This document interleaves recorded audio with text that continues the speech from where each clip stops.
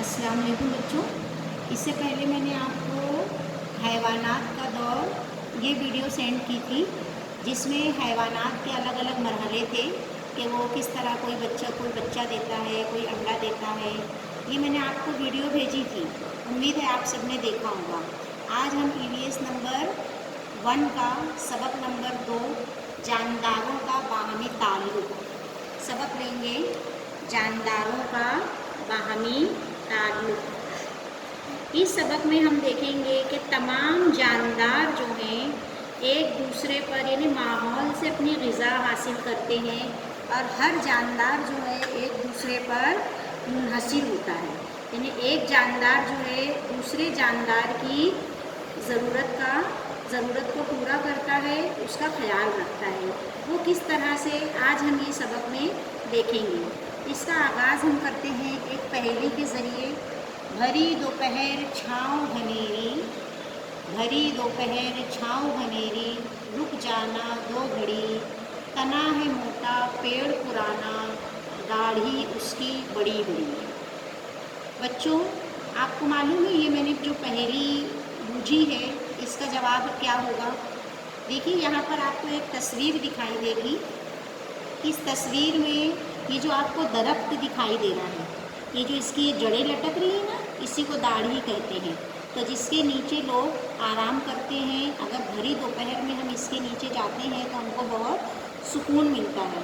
तो माहौल के अंदर पाए जाने वाले बहुत सारे नबातात जो हैं हम लोगों के लिए बहुत काम आते हैं, जिसमें से यहाँ पर आपको कुछ नबातात के नाम दिए हैं, जैसे पान, ढाक, मेथी, इडोलसा, केरपा। पान पता है आपके दादी अम्मा लोग खाते होंगे, मालूम होगा। पान भी देखो एक पत्ता होता है, उसमें वो कत्था चूना लगा कर खाते हैं।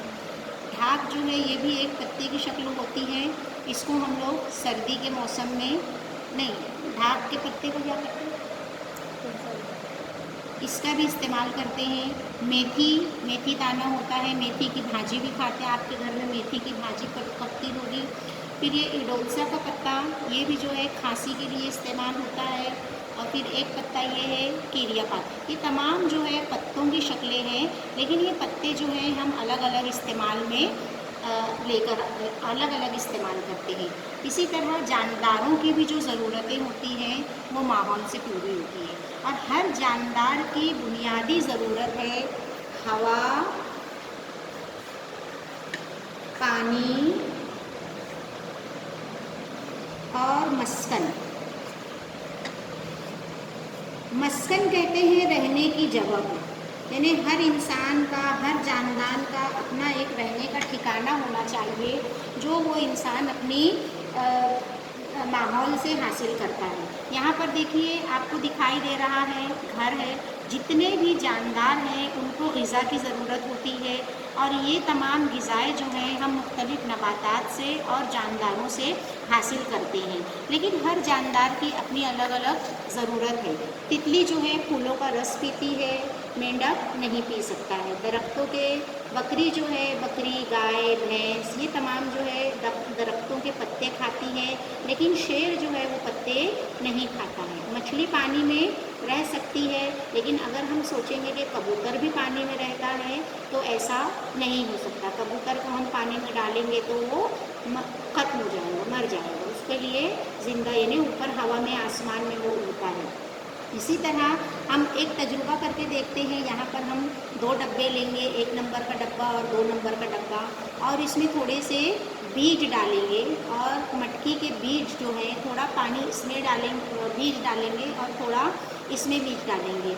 1 नंबर डब्बे को हम 2 चम्मच पानी 2 मरतबा देंगे, और 2 नंबर के डब्बे को हम दिन भर में 4 चम्मच पानी 4 मरतबा देंगे। तो आप यहाँ पर इन दोनों तस्वीरों में फ़र्क देख रहे हैं। डब्बा नंबर 1 की जो नबातात है, जो उसका अक़वा है, जो उसका फल है, जो उसका पौधा है, वो बड़ा हो गया, अच्छी तरीके से हो गया। और 2 नंबर का चूँकि इसमें पानी की मिक़दार ज़्यादा हो गई तो ये पत्ता जो है, ये नबातात, ये पौधा सड़ गया। तो कुछ पौधे जो हैं ज़्यादा पानी में फलते हैं, बड़े होते हैं, नशोनुमा पाते हैं, और कुछ पौधे जो हैं उनको मुनासिब मिक़दार में अगर पानी दिया जाता है तो उनकी नशोनुमा ठीक तरीके से होती है, यानी वो ठीक तरीके से बढ़ते हैं। और यहाँ पर देखिए हम शेर देख रहे हैं, तो शेर जो है वो घास में छुपकर अपने शिकार को पकड़ता है, और घास के खित्ते में हिरन, नीलगाय, जंगली बैल जैसे हैवानात होते हैं, और भूख लगने पर शेर उसको खाकर अपना पेट भरता है। और पंडट के करीब ही आप देखेंगे कि ये इस तरह गार होती है जो शेर के रहने की जगह होती है। यहाँ पर देखिए आप, शेर जो है हिरन का शिकार कर रहा है, तो यहाँ पर ये झाड़ियों में छुपकर बैठा होता है। ये इसकी लकीरों की वजह से झाड़ियों में दिखाई नहीं देता, और ये अपनी ग़िज़ा जो है दूसरे जानदार से, यानी हिरन है, नीलगाय है, जंगली बैल है, इसकी ग़िज़ा जो है इस तरह के बड़े जानवर होते हैं। और इनकी जो ग़िज़ा है वो हमने देखी यहाँ पर घास होती है, यानी ये जो हिरन है, गाय है, भैंस है, बकरी है, ये तमाम जो है घास की पत्तियाँ खाकर अपनी ग़िज़ा, अपनी ज़रूरत पूरी करते हैं। फिर हमने देखा है इंसान जो है रेशम का लिबास पहनता है, रेशमी लिबास। तो आपको पता है बच्चों, ये रेशम का लिबास या कैसे बनता है? रेशम का कीड़ा होता है, और इसको बाकायदा इसकी ना परवरिश की जाती है, नशोनुमा की जाती है, इसको पाला जाता है, और ये जो कीड़ा है वो रेशम बनाता है, और उसके धागे से जो है हम लोग रेशमी कपड़ा बनाते हैं और रेशमी कपड़ा पहनते हैं। फिर बंदर जो है हमेशा दरख्तों पर रहता है। परिंदों को दरख्तों से क्या फ़ायदा होता है? वो दरख्तों पर रहते भी हैं और अपना घोंसला बनाते हैं, और दरख्तों के फल खाकर उनका गुजारा करते हैं। अगर किसी भी दरख्त में दीमक जानते हैं बच्चों, लकड़ी में लगने वाला एक बहुत ही बारीक कीड़ा होता है। अक्सर आपकी किताबों में भी आपने देखा होगा, बहुत बारीक बारीक कीड़े, बहुत दिन तक अगर किताब रखी रह जाए तो उसमें बारीक कीड़े लग जाते हैं, उसको दीमक कहते हैं। दीमक जिस चीज़ में लग जाती है वो चीज़ पूरी खोखली हो जाती है। तो अगर किसी दरख्त में दीमक लग जाती है तो वो भी पूरा खोखला कर देती है दरख्त को। तो इंसान जो है अपनी कुछ ज़रूरतें मुख्तलिफ जानवर पालकर करता है, क्योंकि जानवर से इंसान को गोश्त भी मिलता है, अंडा भी मिलता है, और उससे चमड़े, जो इंसान जानवरों के जो चमड़े होते हैं उनसे वो मुख्तलिफ चीज़ें बनाता है, अंडे, गोश्त, दूध, ये सब चीज़ें। और जो जानवरों के बाल होते हैं तो वो बाल से भी क्या करता है इंसान, ऊन बनाता है, और ऊन से जो है सर्दियों में पहनने वाले जो कपड़े होते हैं। और कुछ जानवर जो है बोझ उठाने और गाड़ियाँ खींचने के काम आते हैं, जैसे बैल है, घोड़ा है, सवारी के काम आता है, कुत्ता जो है रखवाली के काम आता है, और ऊन जो है हमें मेंढे से या भेड़ से हासिल होता है। इसी तरह पालतू जानवरों के जो फुजला होता है, यानी जो उनका पाखाना होता है, वो भी इंसानों के लिए मुफीद होता है। आपने देखा होगा कि गाय भैंस के जो गोबर होते हैं तो उसके उपले बनाए जाते हैं, और वो उपले जो हैं जलाने में काम आते हैं।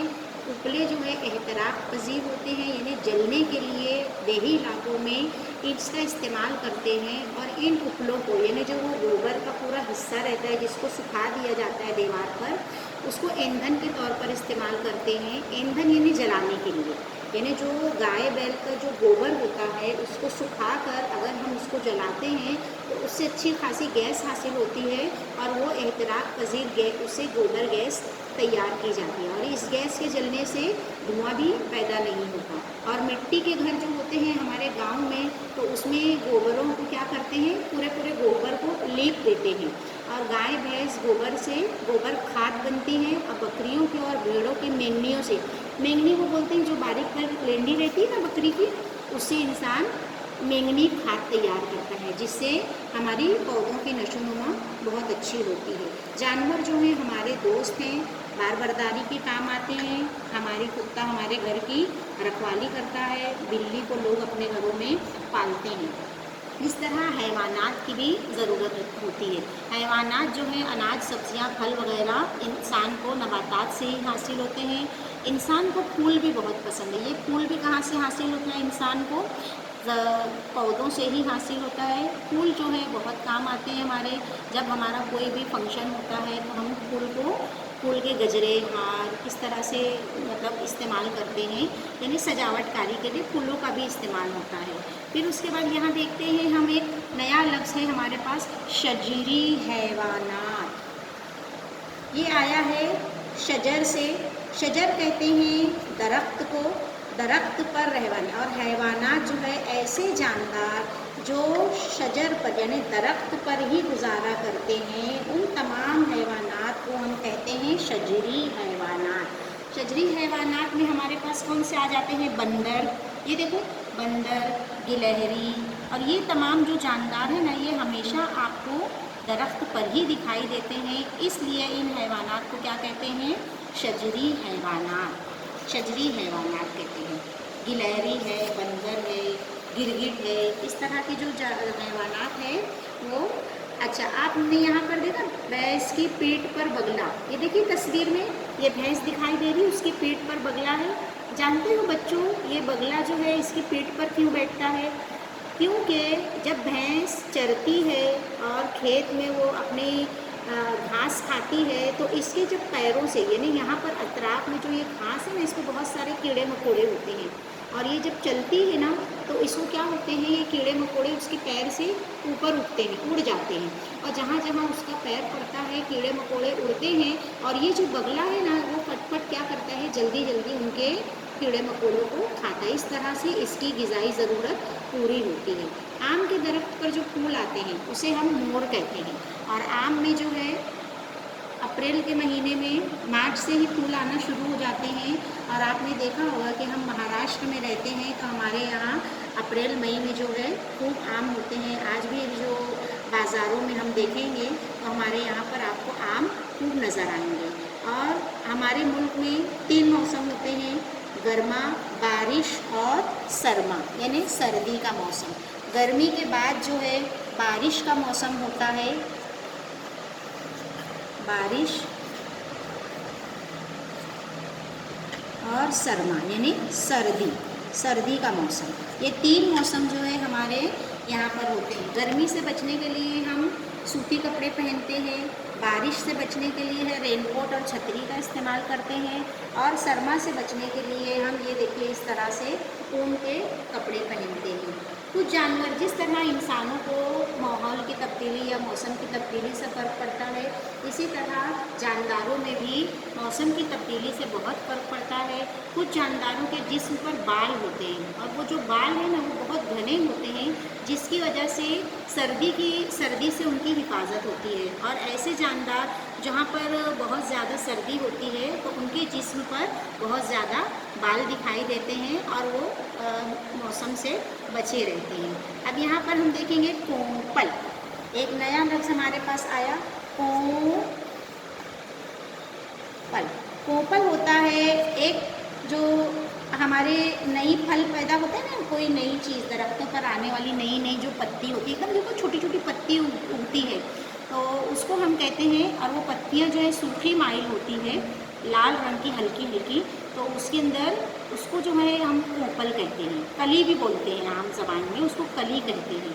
और गर्मा के मौसम में आपको आम और तरबूज दिखाई देगा। चूँकि हम महाराष्ट्र में रहते हैं तो महाराष्ट्र की जो कोकन के हिस्से की पैदावार है वो आम और काजू है। ये इंशाल्लाह हम आगे के सबक में पढ़ेंगे।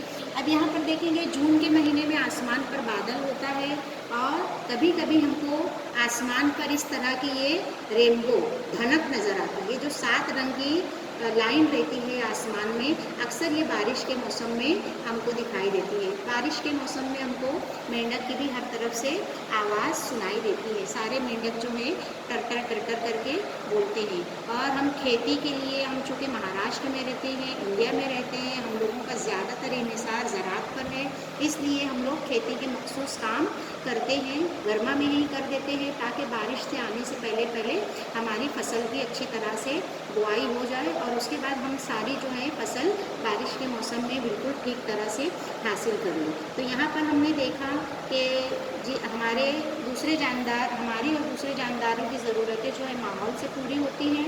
हर किस्म के जानदारों की ज़रूरतें मुख्तलिफ होती है। बंदर और गिलहरी शजरी हैवानात हैं, इनको दरख्तों की वजह से सहारा और ग़िज़ा मिलता है। उनके फासिद मादे फुजले के ज़रिए इस दरख्त के बीज हर तरफ फैल जाते हैं, जिसकी वजह से नई जगह पर दरख्त उगते हैं।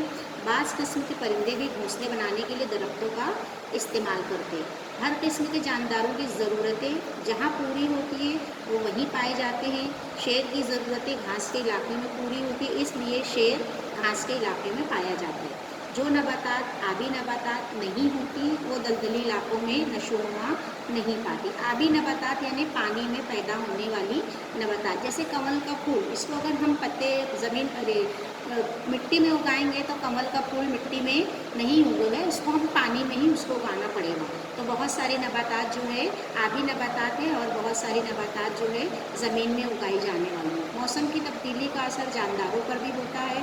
सरमा में दरख्तों के पत्ते गिरते हैं और जिन जानवरों के जिस्म पर बाल होते हैं और घने होते हैं, गर्मा की इब्तिदा में दरख्तों की खोपलें निकलती हैं।